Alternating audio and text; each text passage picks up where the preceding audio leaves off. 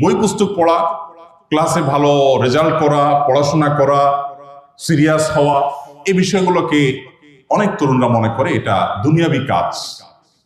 এ দুনিয়াবি কাজ, এটির দিকে তাকলে সে আস্তাগফিরুল্লাহ পড়ে, আগ্রহ বোধ করে না। আপনাদের জন্য একটা হাদিস আমি পেশ করতে চাই। নবী করিম সাল্লাল্লাহু আলাইহি ওয়াসাল্লাম বলেছেন, ইন্নাল্লাহা ইউহিব্বু ইযা আমিলা আহাদুকুম আমালান আইয়ুতকিনাহু।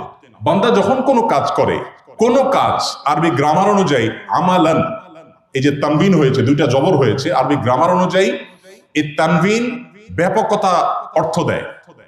আমাল মানে হলো কাজ, আমালান মানে হলো যে কোনো কাজ।